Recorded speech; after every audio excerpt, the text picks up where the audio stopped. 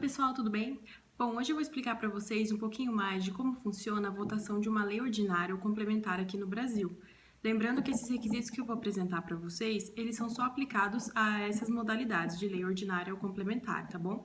Já que a Constituição Federal, ela traz outros tipos de leis que a gente não vai se adentrar por um momento. Bom, antes de mais nada, eu preciso explicar para vocês que o nosso Estado, e quando eu digo Estado, entendam o nosso país, ele é dividido em 3 poderes. O Poder Executivo, que corresponde ao Presidente da República e os ministros de Estado, o Poder Judiciário, que corresponde aos membros do Judiciário, ou seja, os advogados, defensores, ministros do STF, do STJ e os demais entes desse poder, e o Poder Legislativo, que é o que a gente vai estudar agora, que ele nada mais é do que o que cria e edita as leis que vão reger o nosso país.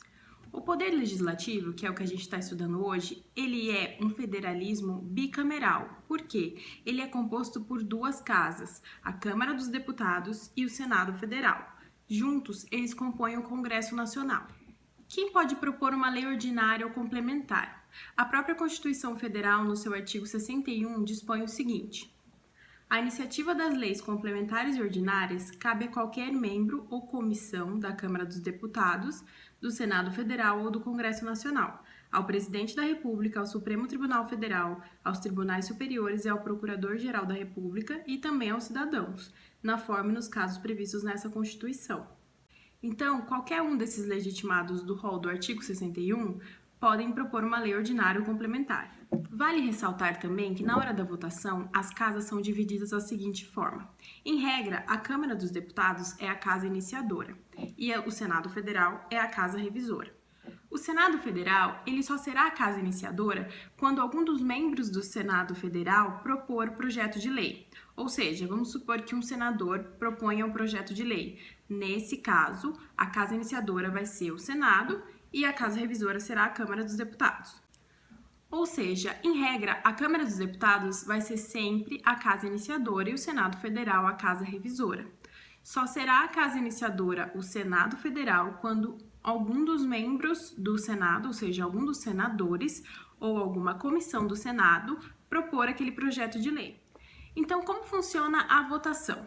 Suponhamos então que nós temos um deputado federal. Esse deputado federal, ele propôs um projeto de lei, ou seja, a casa iniciadora vai ser aqui e a casa revisora vai ser aqui, certo?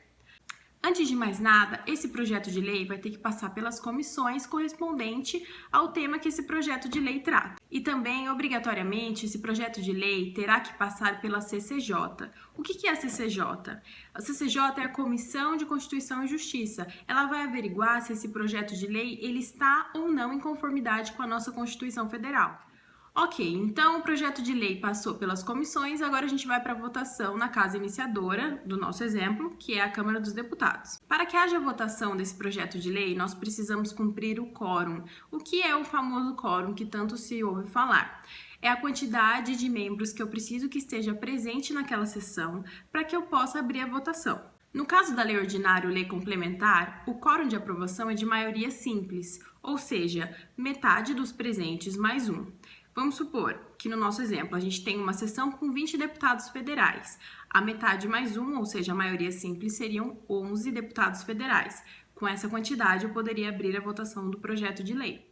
O projeto de lei votado na Câmara dos Deputados vai para o Senado Federal. E o Senado Federal segue as mesmas regras da Câmara dos Deputados para votação de lei ordinária ou complementar, ou seja, quórum de maioria simples para aprovação de um projeto de lei. Depois de votado por ambas as casas do Congresso Nacional, ou seja, Câmara e Senado, o projeto de lei vai seguir para o Presidente da República. O Presidente da República ele tem 15 dias para se manifestar e ele pode sancionar ou vetar. Se ele chegar a vetar o projeto de lei, ele precisa justificar o porquê disso e em quais pontos ele concorda ou discorda. Caso o Presidente da República sancione o projeto de lei, ele mesmo terá que promulgar. O que seria promulgar? Você dizer para a sociedade que essa lei vai entrar em vigor e vai produzir os seus efeitos, e ele mesmo vai publicar. Da publicação do projeto de lei até a entrada em vigor, tem o que nós chamamos de vacatio legis. Vacatio legis é um termo em latim que significa a vacância da lei, ou seja, é o tempo entre a publicação e a entrada em vigor dessa lei. Em regra, a vacatio legis é de 45 dias entre a publicação e a entrada em vigor. Bom, pessoal, espero que vocês tenham gostado desse vídeo. Se inscrevam no meu canal no YouTube e até a próxima!